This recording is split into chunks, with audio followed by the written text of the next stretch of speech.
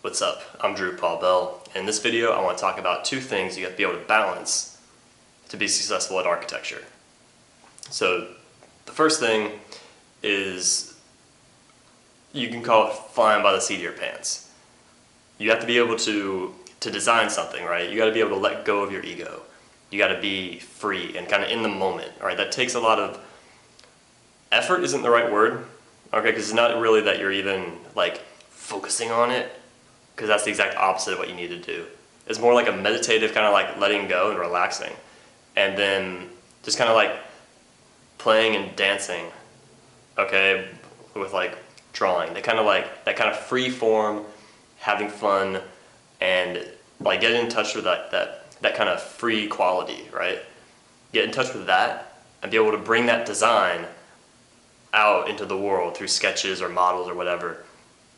In the same way that like when you see someone like rapping, or someone like in a dance circle, at that moment when they finally like let go and totally like break free and the crowd goes wild, like that is what you want. That's what you want to be able to capture, that kind of like release of constraints. So instead of sitting there being like, oh, I don't know what to do, I'm not sure, and panicking and be more like constricted, let go, fly by the seat of your pants a little bit, and use that kind of state.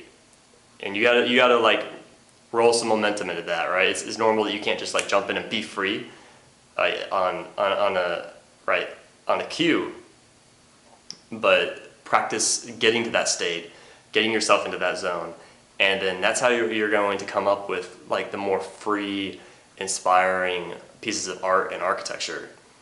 Okay, so that's something that you should cultivate, find ways to cultivate that.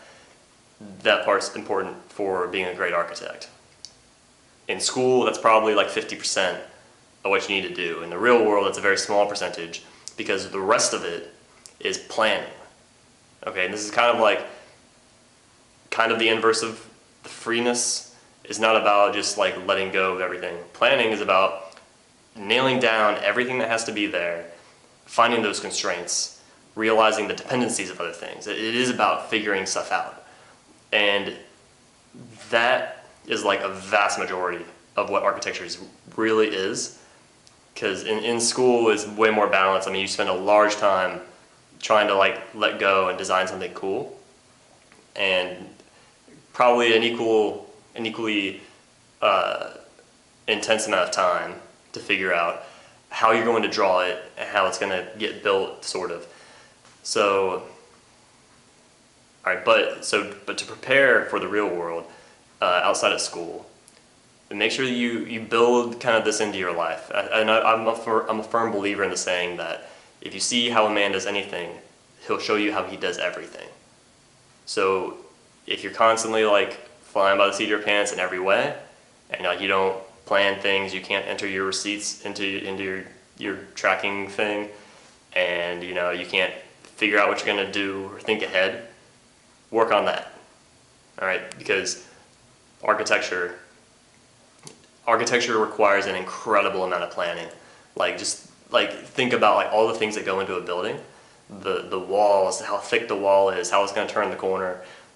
This is something that like I always knew I got the idea of it. Yeah, like I'm sure that there's a lot of stuff in the building that goes into it, but once you start working, you begin to really appreciate how much actually goes into it, and how much like one little change can change. You change one little thing, and then you gotta change like 2 or 3 section drawings, the interior elevations in 3 different rooms.